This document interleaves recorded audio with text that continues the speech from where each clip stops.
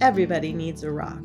I'm sorry for kids who don't have a rock for a friend. I'm sorry for kids who only have tricycles, bicycles, horses, elephants, goldfish, 3-room playhouses, fire engines, wind-up dragons, and things like that, if they don't have a rock for a friend. That's why I'm giving them my own 10 rules for finding a rock. Not just any rock, I mean a special rock, that you find yourself and keep as long as you can, maybe forever. If somebody says, "What's so special about that rock?" don't even tell them. I don't. Nobody is supposed to know what's special about another person's rock.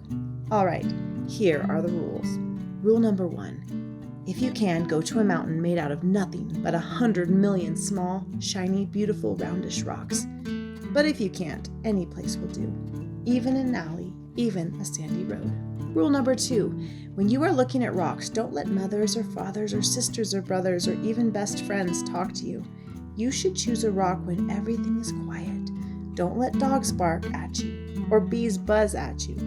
But if they do, don't worry. The worst thing you can do is go rock hunting when you are worried. Rule number 3. Bend over. More, even more. You may have to sit on the ground with your head almost touching the earth. You have to look a rock right in the eye. Otherwise, don't blame me if you can't find a good one. Rule number 4. Don't get a rock that is too big. You'll always be sorry. It won't fit your hand right, and it won't fit your pocket. A rock as big as an apple is too big. A rock as big as a horse is much too big. Rule number 5. Don't choose a rock that is too small. It will only be easy to lose, or a mouse might eat it, thinking that it is a seed. Believe me, that happened to a boy in the state of Arizona. Rule number 6. The size must be perfect. It has to feel easy in your hand when you close your fingers over it. It has to feel jumpy in your pocket when you run. Some people touch a rock 1,000 times a day. There aren't many things that feel as good as a rock, if the rock is perfect. Rule number 7. Look for the perfect color. That could be a sort of pinkish gray with bits of silvery shine in it. Some rocks that look brown are really other colors, but you only see them when you squint and when the sun is just right. Another way to see colors is to dip your rock in a clear mountain stream, if one is passing by. Rule number 8. The shape of the rock is up to you. There is a girl in Alaska who only likes flat rocks. Don't ask me why. I like them lumpy. The thing to remember about shapes is this. Any rock looks good with 100 other rocks around it on a hill.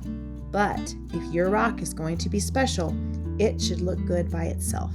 In the bathtub. Rule number 9. Always sniff a rock. Rocks have their own smells. Some kids can tell by sniffing whether a rock came from the middle of the earth or from an ocean or from a mountain where wind and sun touched it every day for years and years. You'll find out that grown-ups can't tell these things. Too bad for them. They just can't smell as well as kids can. Rule number 10. Don't ask anybody to help you choose. I've seen a lizard pick one rock out of a desert full of rocks and go sit there alone. I've seen a snail pass up 20 rocks and spend all day getting to the one it wanted. You have to make up your own mind. You'll know. All right, that's 10 rules. If you think of any more, write them down yourself.